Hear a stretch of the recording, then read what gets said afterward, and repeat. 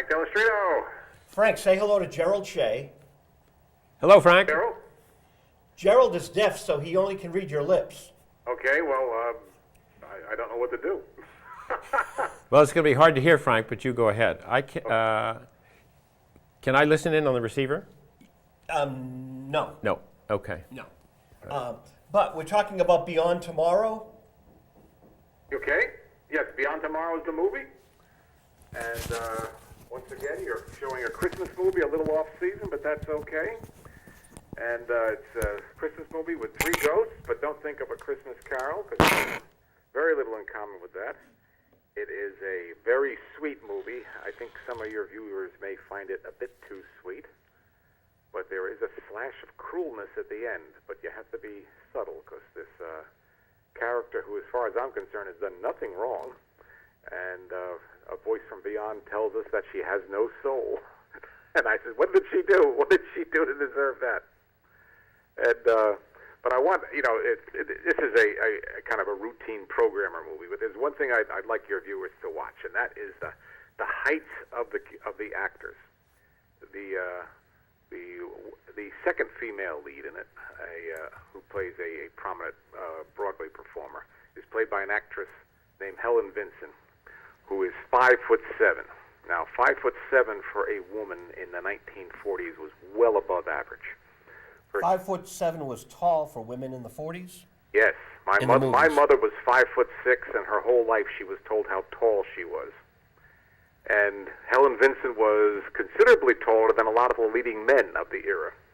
And she co-starred over her career with Edward G. Robinson and Paul Muni and George Raft and James Cagney, all of who were diminutive men. I mean, well below 5'6". They covered that as best they could, but they were quite short.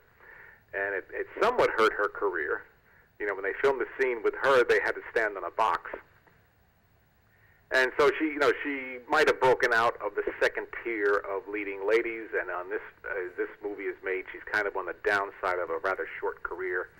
And she's 33 years old, and in 5 years she'll give it up altogether.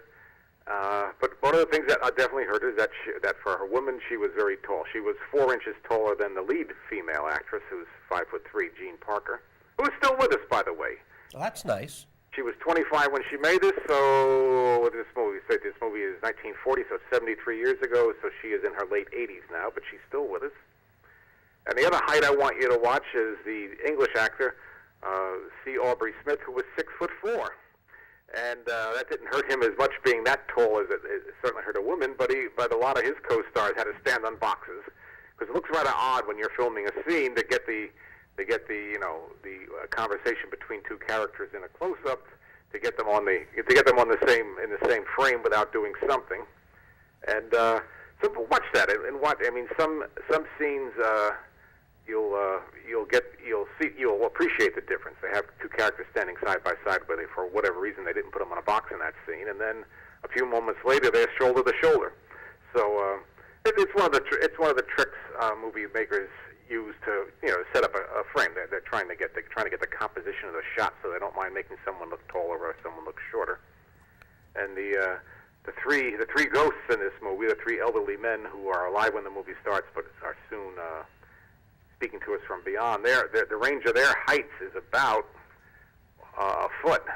Charles Winninger, who played a lot of lovable characters during the 1940s, he claimed to be 5'6". My guess is he was considerably shorter than that. Short actors usually claim to be a lot taller than they are. Tall actresses usually claim to be a lot shorter. So he was about a foot shorter than C. Aubrey Smith. And in some of the scenes you can appreciate that. In some of them they're compensating. They're trying to get the three men's heads in a frame. And I can certainly sympathize with that. Did we review this movie before? We did. We showed this sometime last year, not at Christmas time. We never show Christmas movies during Christmas time. I don't know why. And we had this about a year ago. And so I had used the angle of the three ghosts. It's not Christmas Carol then, but I wanted to give your listeners and your viewers something else to talk about. Well, very cool. I'm not sure what the next movie is, but I'd like us to go on the Oz series. Okay, well, I'm at your beck and call on that. You pick the movies, and I'll do my best to talk about them. Very cool. Is there anything else we should know, or we can wrap up? Well, you can wrap up if you want. The leading actor is Richard Carlson, who I imagine most of your viewers have seen as the leading man in Creature of the Black Lagoon. The leading scientist, I should say. He doesn't play the creature. And a couple of science fiction movies from the 1950s, Richard Carlson.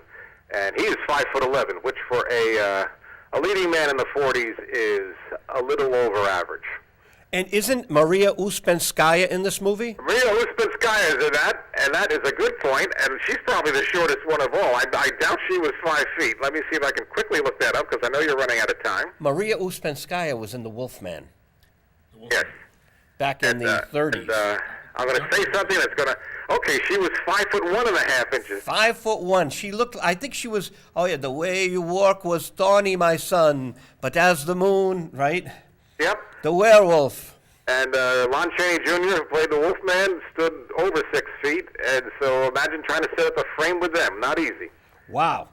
Frank, we'll talk next week with another movie. Okay, and let me know when you can. I hope it's an Oz movie. Talk to you then. All right, thanks, Frank.